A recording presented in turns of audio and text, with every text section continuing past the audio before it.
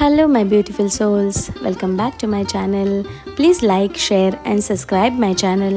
Thank you. Shri Shivpuran Shri कोटि रुद्र संहिता 18वां अध्याय ओंकारेश्वर महात्म्य। सूत जी बोले, हे विप्रगण, प्राचीन काल में श्री नारद जी ने गोकर्ण क्षेत्र में भगवान शिव का पूजन किया। फिर वे विंध्याचल पर्वत पर गए। विंध्याचल ने उनका आदर सत्कार किया और उन्हें उत्तम आसन पर बैठाया। स्वयं भी वह नारद जी के पास बैठ गया। तब नारद जी कहने लगे, विंध्याचल, तुम निश्चय ही महाबलशाली और विशाल हो। सभी पर्वत तुम में व्याप्त है, परंतु सुमेरु पर्वत का अपना अलग अस्तित्व व पहचान है। यद्यपि तुम में सभी गुण विद्यमान हैं, परंतु फिर भी सुमेरु की बराबरी तुम नहीं कर सकते। नारद जी के वचन सुनकर विंध्याचल पर्वत को बहुत दुख हुआ। वह सोचने लगा, मेरा जीवन तो व्यर्थ है। जब मैं किसी के कोई काम नहीं आता तो मुझे अपने जीवन को सुधारना चाहिए। यह विचार कर वह भगवान शिव की शरण में गया।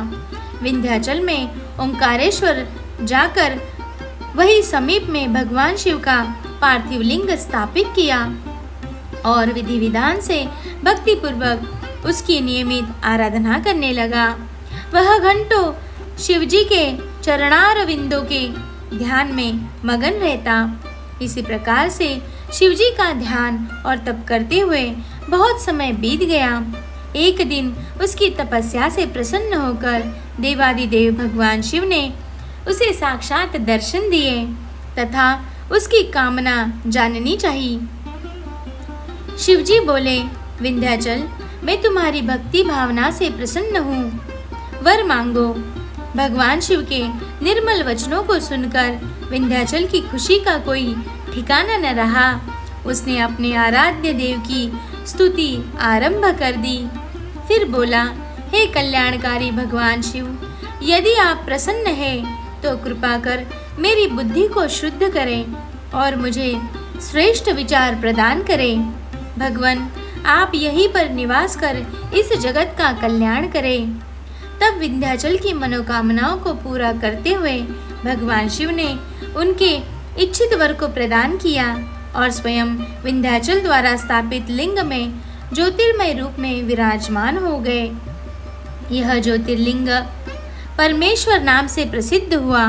ओंकारेश्वर व परमेश्वर नामक शिव ज्योतिर्लिंग अलग अलग होते हुए भी एक है।